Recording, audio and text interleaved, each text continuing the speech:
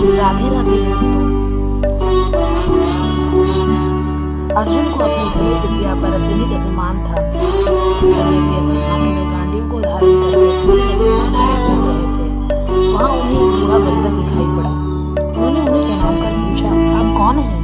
बंदर ने नम्रतापूर्वक उत्तर दिया, मैं रामदास हनुमान हूँ। अर्जुन ने पुनः पूछा, आप वही रामचंद्र के सेवक हैं जिन्होंने अपने बाणों से समुद्र पर पुल का निर्माण न कर सकने के कारण बंदरों द्वारा पत्थर का पुल बनवाया, तब कहीं उनकी सेना समुद्र पार कर सके।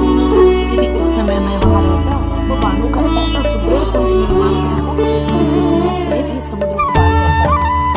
हनुमान जी ने नम्रता से ही उत्तर दिया, किंतु तुम्हारे द्वारा निर्मित पुल श्री राम की सेना के सबसे दुर्बल बंदर का भी भार कदापि सहन करने में समर्थ नहीं होता।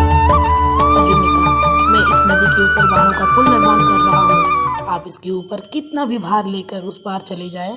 हनुमान जी ने विराट रूप धारण कर हिमालय की ओर छलांग लगाई एवं रोम रोम में बड़े बड़े पत्थरों को धारण कर ज्यों ही प्रथम चरण पुल के ऊपर रखा, पुल चरमरा उठा, किंतु आश्चर्य की बात, पुल टूटा नहीं।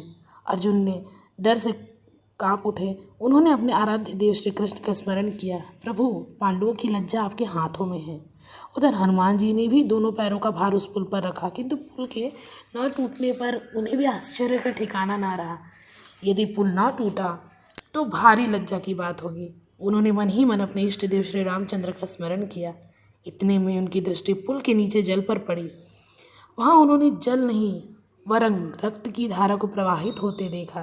तत्क्षणात उतरकर उन्होंने पुल के नीचे झांका। अरे ये क्या?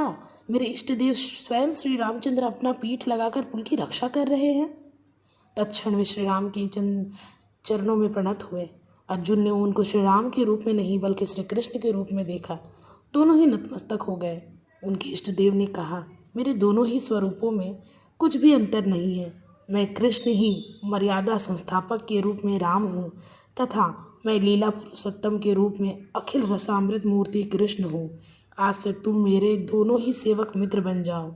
अभी आगामी युद्ध में अर्जुन के रथ की ध्वजा में विराजमान रहकर ये महाबली हनुमान जी सभी प्रकार से अर्जुन की रक्षा करेंगे।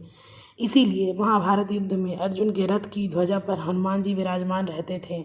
इसीलिए अर्जुन के रथ का नाम कपिध्वज हुआ।